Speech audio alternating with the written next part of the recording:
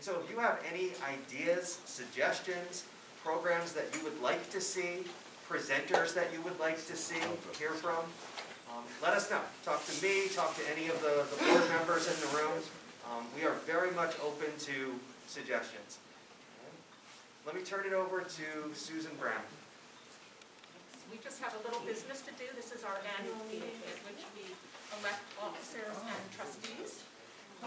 First, I want to ask for a motion.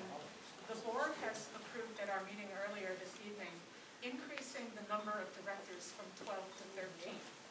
And we do need a vote by the full membership to approve that. So if somebody could make that motion. Do I hear a motion? Motion.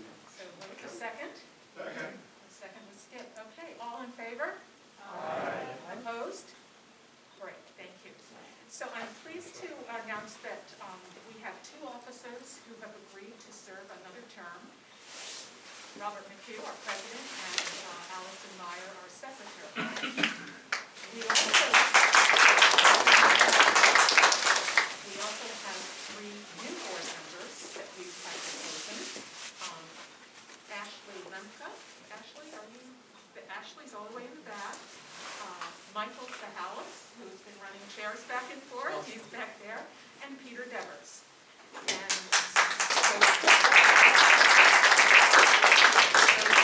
new members, and then we have four current members who agreed to serve another term. Skip Dixon, Bob Nahar, is not still here, somewhere, Jake Gaines, and myself. So I would like to ask for a motion to approve the officers, the new trustees, and the renewing trustees for the coming year. Do I have a motion? Second. Second is Skip. All in favor? Aye. Opposed? Great. Welcome and thank you. Actually, it's my pleasure now to put a different hat on. Our program tonight, I think our speaker is probably known to almost all of you, but Brad began working at what was then the Cary Arboretum before he even graduated from college in 1972. Upon graduation, he started a 38-year career there. And the fact that he started in 72, that was just 5 years after Mary Flagler Cary died. So many of the people that he worked with, interacted with, and met, knew her very well. And of course, the grounds were still very much as she envisioned during her lifetime. So he is going to talk about Mary Flagler Cary, the artist of Cannoo Hills. Correct?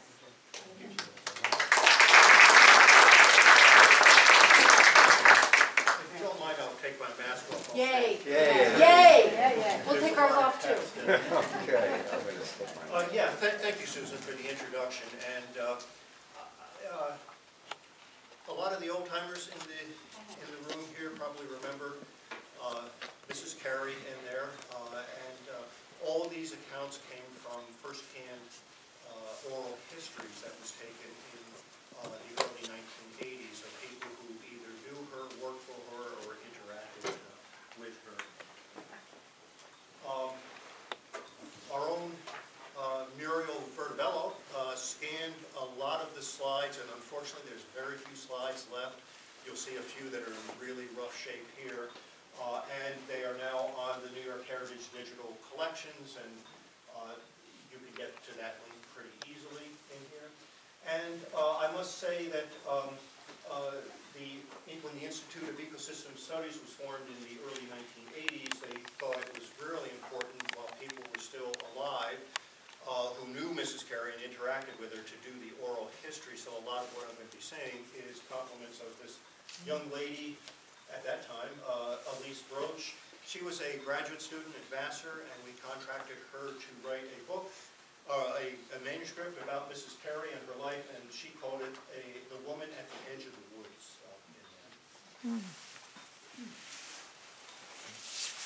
As I said, much of that oral history came from local people who interacted with her, including our own Sally Gifford O'Brien, who needs no thing. She was a neighbor, lived on the Gifford house, the Gifford property next door. But many local farmers, Wendell Fowler, Fowler Road in the town of Washington, Washington, Cary and Esther Pettit, Pettit Road in the town of Washington on there. Jim Henry, who had a farm on Cannoo Hill Road. Charlie Savatius, the florist here for years and years and years, interacted and had quite a nice business with the Cary family. Charlie Tripp from the village, Ann Davidson Carter, Helen Stanton, social close friends in there. And this family, the Lovelace family. I don't know if you'll remember, but that's Lee Lovelace on the left, his sister Fran Hoffman, Rosamond Fowler, who is the wife of Armand Lovelace, who worked for Mrs. Cary for 50 years, and the Halls, who had a farm down on the end of Fowler Road in there. I worked with these folks and knew them.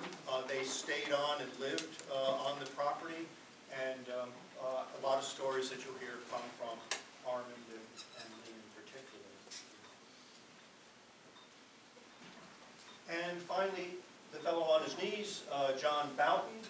I worked with John for almost 2 decades. In 1960, as a young arborist for Davies Tree Company, he went to work he was assigned the Cary project and interacted a lot with Mrs. Cary, as you'll hear a little bit later. This is at the Arboretum in 1979.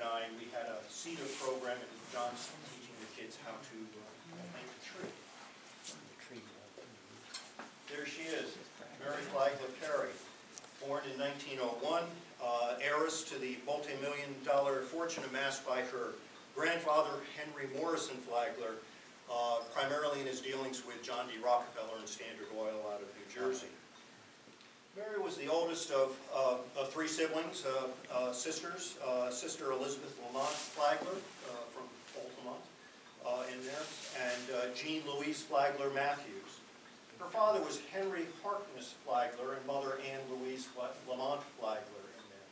So you can see she was, well, described as a short, stout woman, typically wearing a faded printed dress with a gray overcoat, and in her later life, never without her Polaroid land cameras. You'll see some of the shots here.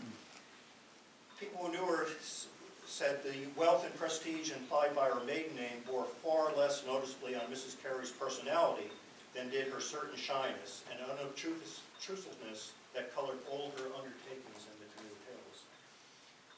She was often observed by the locals, including myself, growing up in the area here, driving around in her Packard automobile, and I saw her more than on one occasion sitting in the field, which is now where the main administrative complex of the Cary Institute, sitting in a lawn chair just admiring the colors and shapes of the clouds and the beautiful hills and surroundings. While her few close friends knew her to be reserved, to her tenants she seemed, you hear this a lot, odd and eccentric. These are some of the earliest photographs, and this one is really, unfortunately, these old photographs from the 20s and from the 30s and so are in this shape. Here's one that says, well, this is one of the earliest photographs. Her favorite place, and you'll see pictures of this, was the tea house. And she had a grass overlook that looked out to the west that she would enjoy tea on there. And this is how the land looked in the 1930s in there. And as you can see, she and her husband Melbert, or Mike as he was known, visited the Cannoo Hills in the late 1920s with the intention of buying land there. At that time there were little woods, as you can see, and every usable parcel was used for agriculture at the time. Centuries earlier, this land was almost completely forested. Today it is regenerating those forests as the farms have disappeared. We're about 20 to 30 years from what we call the climax stage of succession in some of these succeeding woodlands in here. But with the exception of the rockier and steeper sections of the hills themselves, the Cannoo Hills region had been farmed intensively for almost 300 years in here. Interestingly, she named her estate the Cannoo Hills, which took its name from stories about the Wappinger Indians who used to come up to the Cannoo Hills to harvest white birch for their canoe making. Our own Sally O'Brien quoted hardly any trees. They were all small, and if you went up 9 Partners Lane, you could see almost to the Hudson, because there was hardly a shrub or a tree. It was all clean farming, no hedgerows.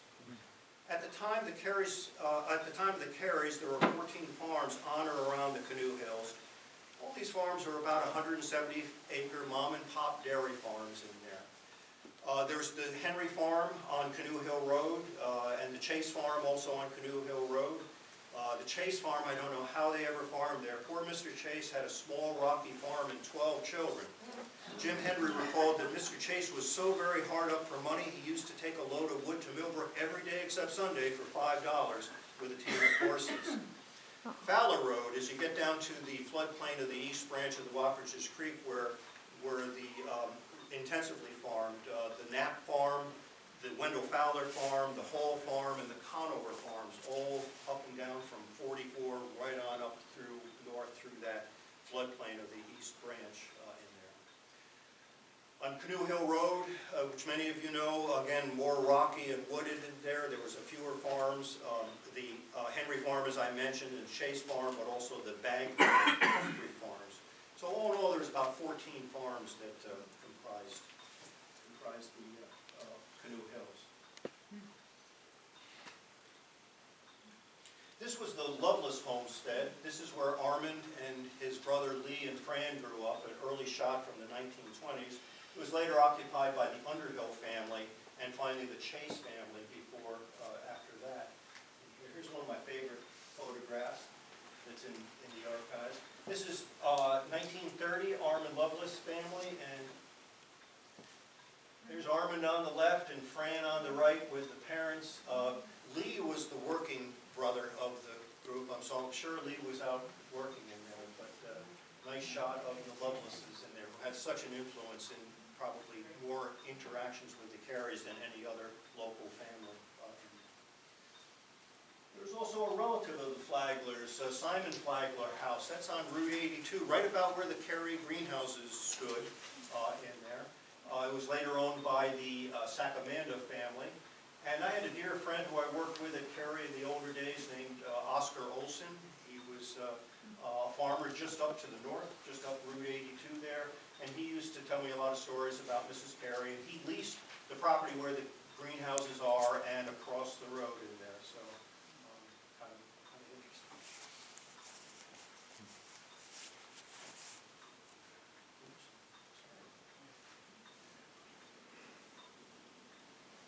There was also on Nardone Road, if you know where that is, Walt Rogers. Some of the old timers remember, I don't know, Walt would not survive today because when Walt would come into the village, his car would never do more than 15 miles an hour. And you could always tell it was old Walt in there. Walt grew up in this house in here. This little area of Washington Hollow near Nardone had quite a checkered past, shall I say. There was a lot of moonshining going on during the Prohibition in here, and Walt's house was, well, a house of ill repute, I guess is that what I'm saying? I actually bulldozed down that house in the mid-1970s, and it was all rooms, as you would expect, and I even found Walt's dentures 30 years later in a glass with still water in it in the kitchen there. But Walt Rogers, quite a character for those of you who knew him. And the Underhill Farm, this is where Armand Lovelace and grew up with his family in there. And in disrepair, these were the second to the last owners of this property, and before the Carys acquired it. And as you can see, this is how it looked when the Cary Arboretum started in the early 1970s. One of the important farms of this area was the Pettit Farm on Pettit Road. Many of you might remember Harry Pettit. His father farmed the land in there. And he had almost 200 acres on Pettit Road. And Harry described the interdependence that characterized the agricultural endeavors there. Quote, anything happened, anybody was sick or couldn't get their work done, they'd have a day and appoint a bunch of us to go over and do it for him. They used to have barn raisings when somebody wanted to build a barn. On a certain day, they'd have the lumber there, and then they would have what you'd call a barn raising day to get the frame up. Just neighbors, that's the way we work. Exchange, even exchange. No robbery, right?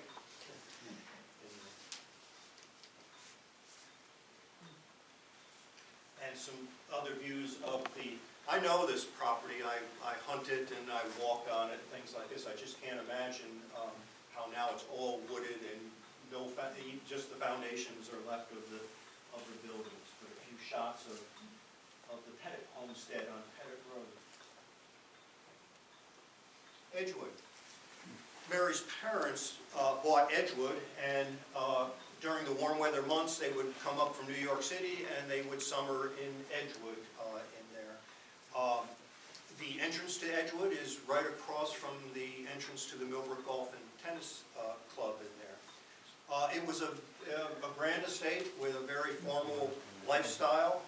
Sally O'Brien, Gifford O'Brien said a gardener once told her how the girls would come down from the tennis courts each day to shake hands with their mother and father and wish them a good morning. Ann Carter, who many of you remembered the Flagler daughters usually stood when their parents entered the room. As I said, the family came to Edgewood during the warm weather months, and there were frequent house guests there, and dinner parties had a reputation all of their own. Ann Carter remembers that the table arrangements and decors and flowers, everything was, as she put it, well coordinated. The guests at the Flagler parties included whom the Millbrook villagers called, quote-unquote, the Hilltoppers. Folks like the Davisons, the Thorns, the Wings, the Wheatons, and many others in there. They would come up and have dinner and enjoy the Flagler families. There was little social interaction between the two groups. The Hilltoppers, as they were termed, employed many locals and took an active interest in town affairs. For instance, the Thorn and Flagler families bought almost all the bonds issued by Millbrook to finance the installation of its new waterworks. Mrs. Thorn organized the erection of the tribute garden. Mr. Thorn helped to develop the Millbrook Library. And Mrs. Flagler organized a visiting nurse program. Now, the townspeople greeted these projects with a mixture of gratitude and annoyance. Rosamond Fowler, Armin's wife, observed, quote, "There were things, I think, that probably irritated some folks that felt that they'd been here first." I guess some things never change. Many gestures Mr. Thorne and Mr. Flagler might have considered magnanimous left the farmers and townspeople unmoved. The building that Mr. Flagler constructed for the wedding reception for daughter Betty, he had relocated across the street to where it became the central structure of the Millbrook Golf and Tennis Club. When Mrs. Cary first approached the farmers in the Cannoo Hills with the idea of buying their land, they received her offers often without resentment. Married only 2 years to Melbourne, or Mike as she called him, before they started acquiring lands in there. They wanted to find a place close to family, close to Edgewood, and the Cannoo Hills were within eyesight of Edgewood. John Boughton, who you saw the picture of, said they could see Edgewood and Edgewood could see Cannoo Hills. You know, it was lined up perfect for that. You could look from the Cannoo Hills right onto the main lawn of Edgewood, right at the main house. Now, Mary met Melbourne in New York in the early 1920s, shortly after he returned from France where he served in World War I. They were married in the autumn of 1923. He was also shy but highly intelligent and full of curiosity. He was described as tall and slender with a quiet wit and a fondness for wearing berets. He graduated from Yale, spent several years overseas, first in World War I, and later selling typewriters to businesses in the Far East. He developed a keen interest in different forms of typeset, which eventually led him to start his own printing press, the Woolly Whale. And I believe in the Cary archives, there's examples of many things published by the Woolly Whale in there. And I've actually seen some of these when I was in the tea house in there. Mary shared his love of books and music, and they began a series of collections that occupied them fully when they were in New York, and even induced them to travel abroad in search of rare playing cards or music manuscripts. And as I say, there were several examples that still exist in the archives. Sally O'Brien observed that Melbourne seemed to give Mary the kind of open affection she had missed as a child. Melbourne and Mary had no children. In 1925, Melbourne and Mary decided they wanted a place of their own. They bought their first tract of land the same year from Harry Pettit's father on Pettit Road. Harry Pettit, a Dutchess County broker, engineered many of Cary's early purchases. Harry Pettit described him as a, quote, a slick old character. We got about a quarter of what the land was worth in the house. However, things got better when a few years later, Jim Henry on Cannoo Hill Road thought what his father sold his 150-acre farm for was too exorbitant to refuse. Mr. Henry's father purchased the farm in 1924 for about $5,500 and sold it to Mrs. Cary just 3 years later for $16,000, about 4 times the purchase. So between 1925 and 1939, the Carys bought a total of 13 farms in this manner, most of them around between $15,000 and $20,000. As Wendell Fowler put it, quote, most of the neighbors around here I doubt ever saw $1,000 at one time in their whole life. The Carys exhibit leniency towards those who sold her land. Fran Hoffman, Harmon and Lee's sister, said that Mrs. Cary, quote, kind of like Mr. Hall, who had a farm on Fowler Road. So he kind of helped her go around and see the farmers.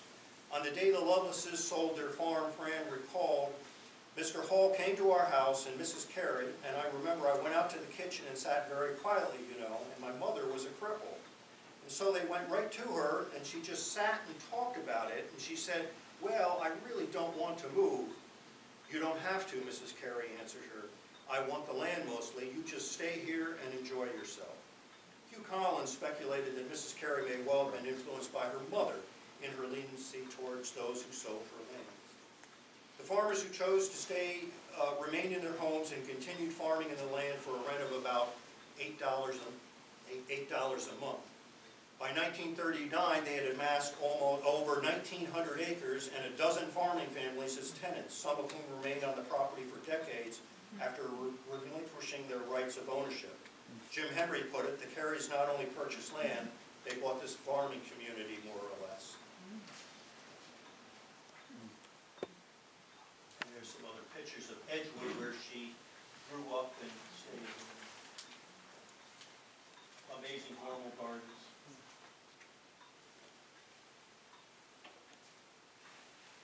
The tea house.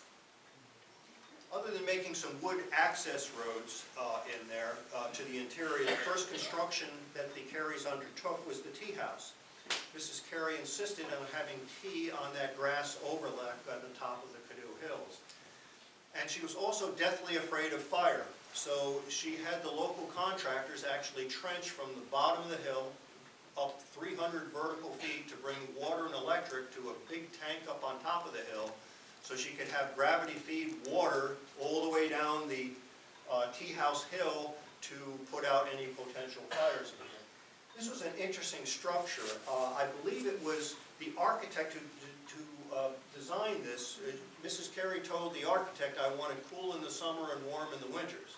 So it's a very unusual design. It's actually double framed in there, and it was designed by the architect who built structures for Robert Peary on his trip to the North Pole. In there, so which would satisfy keeping it cool and warm despite the local conditions. She employed locals to clear vistas, and you'll see a few shots of the vistas. And as I mentioned, she was afraid of fire and incorporated a firefighting ability to do this. Cooks at Edgewood prepared large baskets of food for Melbourne and Mary, who would stay in the tea house and walk their property looking for a suitable location to build their country estate. According to Hugh Collins, after tea they would, quote, they would sit and talk and plan and dream of what they were going to build up there, spending hours designing their future home. They decided their main entrance drive should be a road off from the Taconic State Parkway, and that old road still exists today in there. They made model floor plans and cardboard furniture, and planned, but the tenants didn't know too much about these plans. In Harry Pettit's words, they were the world's poorest landlords. He supposed one reason they never stopped by the house was because they were afraid we'd want something. When the Pettit house needed a new roof, Mr. Pettit recalled, quote, "My father approached Mr. Cary about it, and he wasn't too anxious to do it. My father told him, well, he says, I haven't been in the habit of sleeping with a raincoat and rubber boots on to keep dry." Even such bluntness didn't sway Mr. Cary, and the Pettit roof was finally repaired by Mr. Pettit's father's own hands. Other tenants expressed similar difficulties. The Carys refused to take responsibilities for even the most basic of human improvements. Failure to put in indoor plumbing in the Lee Lovelace house when the Cary Arboretum first formed. We were renovating these old houses that were in really rough shape. When we went into the Lee Lovelace house, there was electricity but no running water. They had a black poly pipe that came down from a spring up and back to a bathtub in the kitchen that ran out through there. They had outhouses. They had a stone cooler, spring-fed spring, and built a stone edifice around it to keep their milk and butter cooled in there. So it's amazing. The Carys felt that because they charged such low rents, and as Catherine Lovelace observed, they felt that, quote, if anybody thought enough of a place, it was up to them to keep it looking livable. And if they didn't care enough about it, they would let it go. As a result, farmers who couldn't afford to paint their homes or mend their barn sidings did so, and those who couldn't watched their buildings deteriorate. When they became uninhabitable, they moved off the property. Anyone who worked for Mr. Cary on construction or grounds maintenance might have a different view.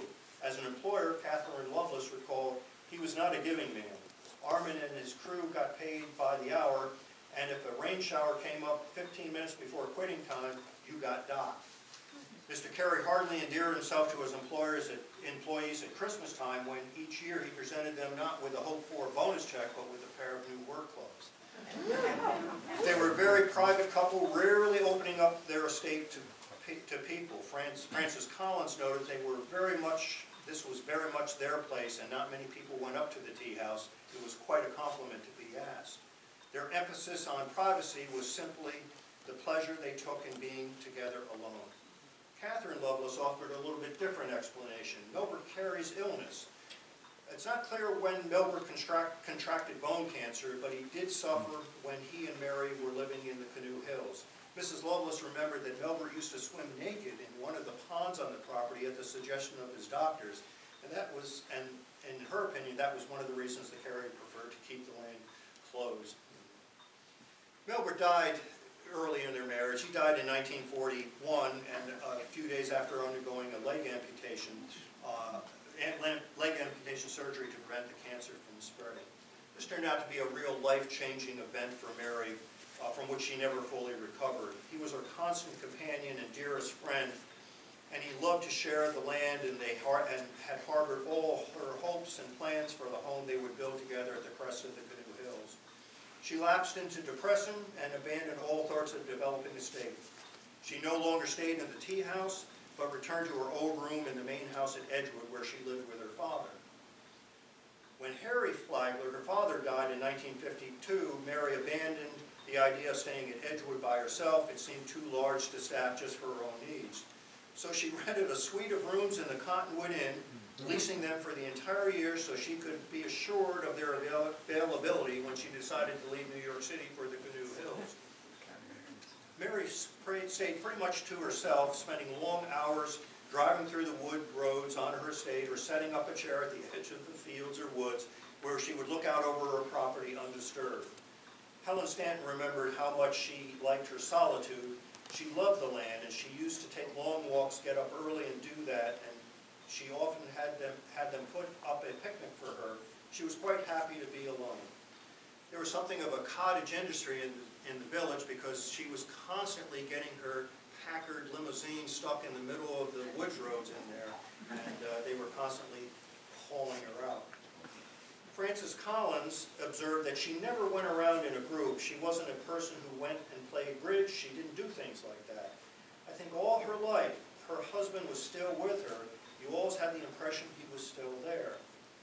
Now, there's stories about Mrs. Cary's eccentricities circulated among the family still living in the Cannoo Hills, how she had a place set at the table each evening for Melbert, who had long since died, and how she ordered the bed to be turned back and clothes laid out on a chair. Catherine Lovelace said that often when she and Armin asked Mrs. Cary a question, Mary would, quote, go into a deep trance, and you always had a feeling that she was getting something from him. Even up until her death, when she came to our house, oftentimes she'd be talking along, and then all of a sudden, boom, she'd stop. And the room would be quiet, and Armin and I would just sit there and think, oh, wow, what's coming? And one of my first jobs at Cary was to sort through all the archives and the tea house and things like this, and it's true. Years later, 30 years later, I'm up there, and here's Melbert's shaving stuff and clothes laid out just as it would have been back in this era. Whether or not she was haunted by the passing of her husband, as these stories might sound, Mrs. Cary did devote the rest of her life to causes they held dear. She continued to augment Melbert's collections of playing cards and manuscripts, and to patronize the various foundations and societies that had benefited from her father's generosity while he was alive. She was very involved with the National Orchestral Association, and she determinedly upheld the tenets of the visiting nurse service funded by her mother when the Millbrook community wished to replace it with a health committee. And here's some shots of the tea house, one of the early ones, and the beautiful drive up the Tea House Road. And this is how we found the tea house when the Cary Arboretum was young.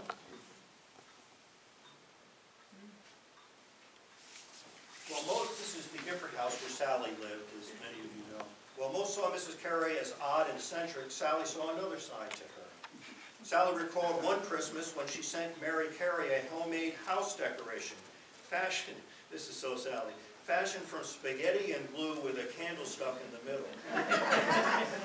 I thought it was something she'd never have, and I put it in a shoebox and took it over to the Lovelaces and said, give this to Mrs. Cary, because I thought everybody always expected to receive from her and nobody gives her.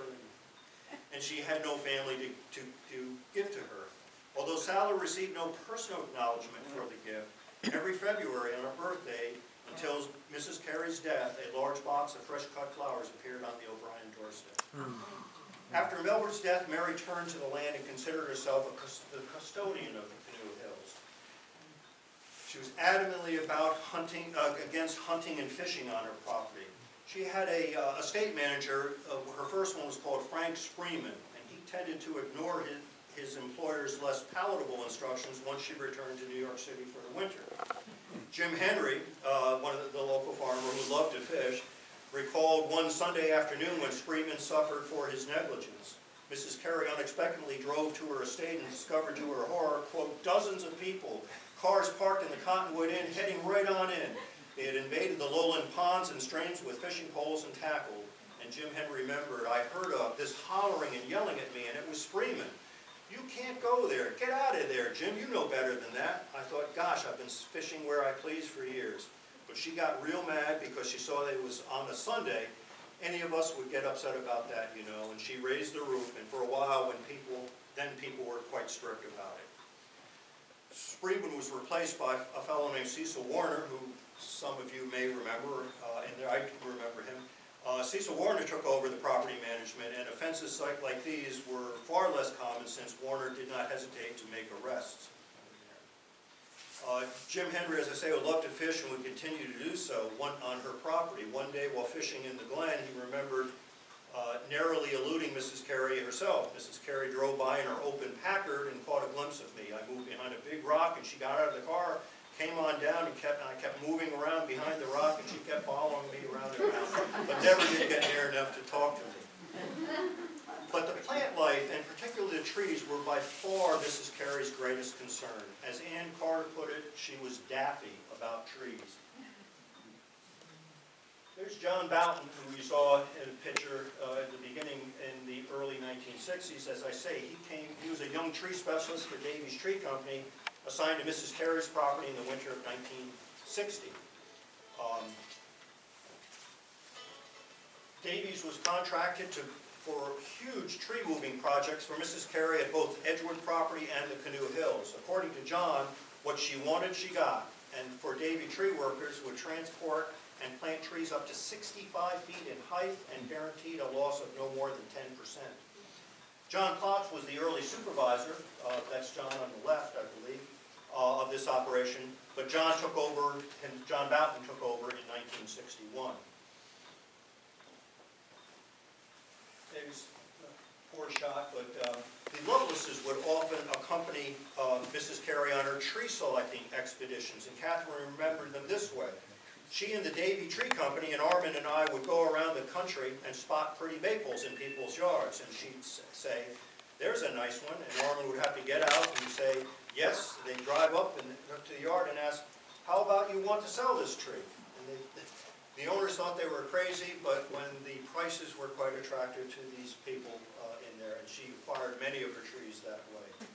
Tree moving was typically done in the winter because due to their weight, they had to be dug and transported over frozen ground to minimize damage.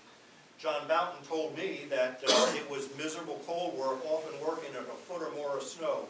Some of the root balls had diameters of 14 feet. And there's Armin and Lee, typical pose of Armin leaning on a shovel. I can guarantee Lee planted that, planting a young maple.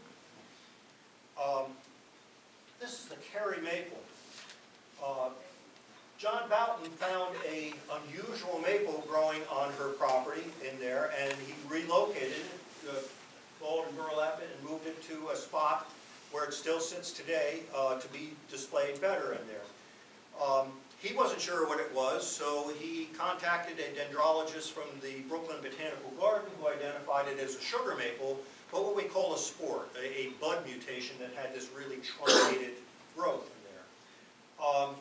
They patented this tree, and it was available for a time in the nursery trade, and it's named Acer saccharum, that's sugar maple, Mrs. Cary.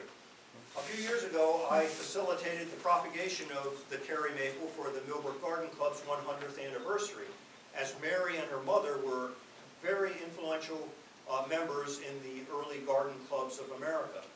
Seedlings of the Cary maple were distributed to Millbrook Garden Club members at that event. Mrs. Cary approached the town to see if they could take over the pruning and care of the town trees along the roads running through and encircling her estate. When they gave her permission, John Boughton remembered she thought that was one of the grandest things that ever happened. She told me right away, she said, "Mr. Boughton, you have to bring down more men. Bring them right quickly. Now we're going to cut and prune and do whatever's necessary for all the trees on Fowler and Cannoo Hill roads." For 3 months, John supervised a crew of 14 arborists to prune, trim, and generally revitalize the old oaks and pines that grew along the roadside. After that, she would drive down the roads endlessly in the summertime, content merely to study the healthy green of the trees that she had helped flourish. She depended on the Davies Tree Company to care for her trees when she wasn't not in residence, often providing special instructions for some of her favorites. About this time, some of the locals thought she was becoming a little bit obsessed with protectorship of trees in her later years, and this is probably best illustrated by what happened when the state wanted to widen the Sharon bypass in 1963. Again, a poor shot in there. I'll go to the next one. But the state basically removed 70 sugar maples and red maples along the Sharon Turnpike, which overhung Mrs. Cary's property. John remembered her outrage at the removal of trees. She was super upset, very upset. That's when I'd seen Mrs. Cary get up the earliest I'd ever seen her get up. She used to get up by daybreak and go out and watch the state, and get me out there to measure the tree stumps that were left and give a general condition on what I thought these trees were. She was battling the state of New York then. Mrs. Lovelace recalled Mrs. Cary stopping over one morning frantic and told them to bring a tape measure and pencil. Mrs. Lovelace recalled setting out one morning in the rain. Quote, we went over and we had to measure the trees and make a map of all this. So she says to Armin, "I wonder who's the foreman or boss or whatever here." So Armin went up and got him, and he says, "What's up? I just got word we're going to cease all cutting. What's going on?" Armin said, "You'll find out. The boss wants to talk with you." So she stopped him. Oh, we felt so sorry for her. We didn't know what to do that day. She was telling him off, the foreman of the state tree crew, and she began to cry as soon as he turned his back and go away. I never saw anybody cry so pitiful as that woman. We didn't know what to do, you know. We didn't know whether we should go up and comfort her, and I thought, well, should I go up and put my arms around her and try to console her? So we just stood there like two statues, and she walked right on up across the field, and we just left her there until she got over it. I'd never seen her cry before, and oh, she really sobbed. I didn't know what was going to happen. Well, she filed an injunction with the state, and a few months later, an Albany court awarded her settlement for her loss and halted the destructive proceedings connected to widening of the road. The Davies Tree Company had a big influence on the land in those days. They cleared vistas on the Tea House Road and many vistas, both on the Cannoo Hills and at Edgewood itself. In there, this is one of them off the Tea House in there. John remembered her as a very considerate and sensitive employer, a little bit different than from her husband there. She never surprised them on the job. She always tooted her horn as she approached a work site to let them know she was coming. For Christmas, she sent Davies employees a check to be divided up amongst themselves, which usually amounted to about a $100 bonus each. Certainly a more agreeable gift than a pair of work clothes. As Jim Henry observed, with trees and plants and things, she'd go to any extreme. But with buildings, she didn't care. John Boughton recalled that she showed no inclination whatever to maintain her home at Edgewood, where rooms were a total disaster. Plaster off the walls, it was falling down around her. It was eventually torn down. Her attitude towards her tenants and buildings on the lands was quite simple, according to Mr. Boughton. She'd give some of the people a place to live so long as the buildings would stay up. By the late 1940s, only 6 of the original 13 tenants remained, but those who did stay on, Mrs. Cary seemed odd as ever, and her tree fetish in particular amused and bewildered them. To the farmers, the trees of the Cannoo Hills were not a lasting source of beauty and wonder, but rather obstructions in crop fields or pastures, a hindrance to clean farming. John Boughton in particular shared her affection for trees and eventually able to befriend his shy employer for this reason.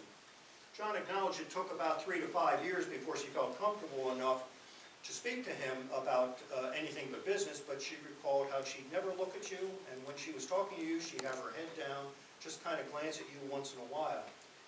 You could not have any eye contact with her. John thought this could have been contributed to the rumors that spread amongst her tenants about her strangeness or snobbishness. He described her as a real social, John described her as, quote, a real social problem she had, a personality problem. Maybe she was conscious about her weight, or she was not the most beautiful woman either, you know. She was kind of heavy and kind of fat-faced and kind of little teeny beady eyes, squinty eyes. She wasn't a beautiful woman. I think she had a lot of compassion for people, plants, and nature. It was John's ability to recognize both his handicap and this attribute of Mrs. Cary that allowed them to become friends. She grew accustomed to him after a while and began to trust his judgment about affairs on the estate. By the mid-1960s, John Boughton asserted they had become, quote, the best of buddies. Mrs. Cary had an artistic response to the landscape around her, the way she would joyfully absorb the colors and lights. John Boughton remembered how she'd grab me up and she'd come out and say, Mr. Boughton, I want you to go for a ride with me. She'd take me over and show me maybe an area in the fall when the clouds and the sun were changing the colors on the leaves and said, look at this, Mr. Boughton. Now you just watch as the sun goes behind the clouds. Look at the different shades of the color. Some, including John, started referring to her at that time as the artist of the Cannoo Hills.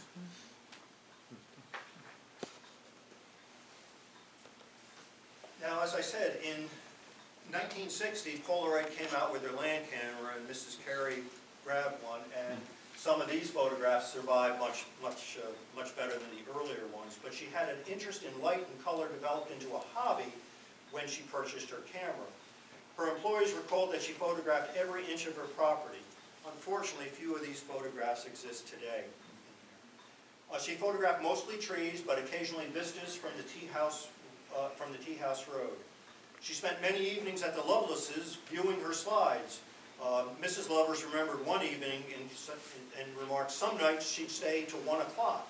Armin and I would be going like this, prying our eyes open, you know, because he had to get up the next morning and go to work, and so did I. We got the closest to her then at any time. Mary's interest in photography seemed a logical outgrowth of her attitude towards her property. The camera allowed her to simulate in a second what in reality took half a lifetime to accomplish. It helped her to turn her land into art. She became something of an exterior decorator. In the Cannoo Hills, Mary Cary played the part of the fastidious exterior decorator. Hugh Collins said she would change trees. She'd have this one here, and then a year later she'd put it somewhere else, and then she thought it would be prettier over there. Maybe we ought to have another tree over there. And then Davies would search all over the country for a tree of a certain size and get it, and then it would be brought in, and she was very particular to the spot. Oh, just one more foot to the left or one more foot to the right. John Boughton recalled that prior to her departing Millbrook for the winter, she instructed, "I want all the trees on number 2 mountain," that's the northern Cannoo Hill, "pruned." John recalled that such projects were endless. Mrs. Cary's indifference to the buildings and property, and to Edgewood itself, for the matter, can be better understood in this light. For someone who invested all her imagination and energy in rearranging whole slopes and woods, the replastering of a mere dining room wall or the repair of a barn roof must have seemed minor concerns indeed. Mary Flagler Cary loved nature cannot be disputed, but it was a man-perfected nature that attracted her. Despite her loves of trees and nature, Mrs. Cary did not want a wilderness in the Cannoo Hills. She wanted a landscape she had created herself to certain specifications of color and light that she would enjoy by herself. To people like the Conovers, the Knapps, the Halls, and the Pettits, her attitude would not have made much sense. To Harry Pettit, the oaks and maples that shot up in the lowlands fields in Mrs. Cary's estate were hardly subjects of wonder. They represented not an artistic triumph, but rather a colossal waste. Quote, "It's a shame. That was nice land right straight through the Fowlers, all the way there. Nice creek bottom land growed up to bushes and no end. If we go over there, and I told you I'd seen corn, oats, and grass grow in it, you'd never believe it. Land I used to plow. Couldn't see an elephant coming down through there now. Trees growing up with 10-inch trunks on them already." Mrs. Cary died of a stroke in 1967. In her will, she left strict provisions on the safekeeping of the Cannoo Hills. Two main provisions. The land was to remain intact and to be used for the public good. Let me show you, let me sit down and run through some slides of what the property looked like. Okay. These are some of the old shots that Mrs. Cary did, and you can see the ones with her old camera, and the ones with the fuller, right? This tree became the logo of the early Cary Arboretum. Now, when the Cary Arboretum was formed in the fall of 1971, the land was pretty much, it had been dead for 5 or 6 years, and the land was pretty much as it was left. The buildings were in dire need of repair because, as you can see, she didn't do much maintenance on there. And so for the first several years when I was there, the main job was renovating the old homesteads into offices and facilities and opening up some of the property. And these are some of the shots, how we found the property. The Gifford-Tennant barns. This is the Creer house where Armand grew up. We renovated that to what it is today. This was all farmland in there. 10 years later, it's reverting to old field succession. The Loveless house on Fowler Road. The Smith house in there after the renovations. And a little idea of the property that was all farmed at that time. During the development of the Arboretum, we made internal roads and accessed the interior of the property for the living plant collections that were to come in.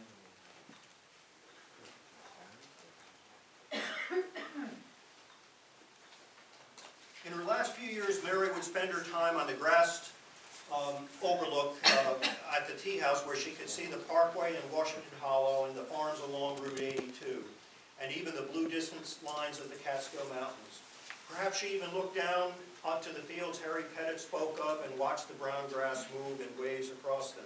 Or perhaps she studied the pine that John Boughton intended for her, admiring its height and shape.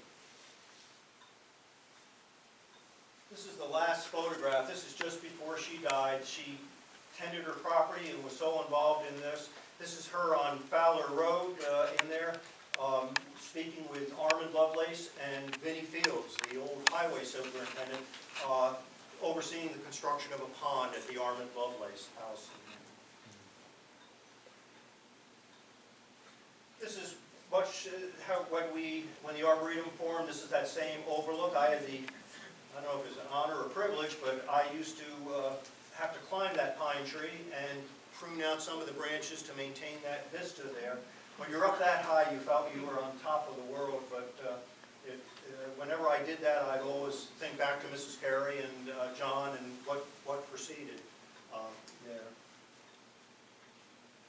And finally, I think that as she sat there at the edge of it all, she merely surveyed the woods before her and felt glad that they were hers, the land she had shaped and guided and protected until it was a reflection of herself and her idea of beauty. There you are.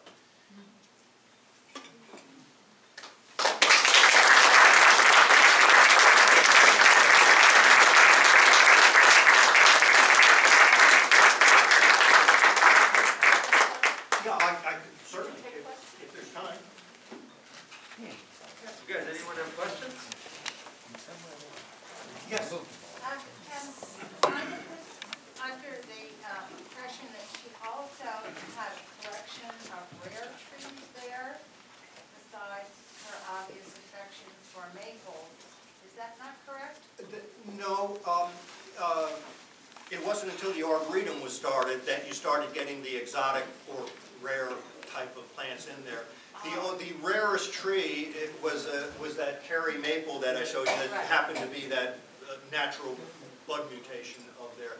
But no, and she loved the maple trees in there, and she lined all the roads with red and sugar maples and things like this. She also used white pines for their evergreen and for to add a little contrast to the deciduous trees. But no, there were no real rare trees. So it was just the Arboretum? It was the Arboretum that started the woody plant collections, and many rare or exotic trees were in there. Thank you. Did anybody know Mrs. Cary or interact with? Yeah, did Skip? Yeah. And Henry? Yeah, I thought so. Yeah. Oh, questions in the back? I didn't interact with her, but I certainly remember her driving the Packard coupe Yes. out of Cannoo Hill Road, down past my house every day. Did you ever have to pull her out from some of the woods roads up there? No, I never. Yeah. I was too young at that time. Yeah. Yeah. Peter, do you have a question? I don't know if you were in the scout troop, but when I was 11 or 12, Jim Safari, the scoutmaster, decided we would hike from Millbrook to the Boy Scout camp at New Teaming. So we're on Cannoo Hill Road about halfway through, and this big huge car comes by, and there's a little old lady in it, and she stops and rolls down the window and says, "What are you doing? What are you doing?" And Jim said, "Well, we're hiking to the Boy Scout camp." "Oh, that's wonderful. Don't light any fires on your way." I don't know if you were there. Yeah, I must have been. I don't recall that. Yeah, she was definitely afraid of fire in there. Well, good. Thank you very much.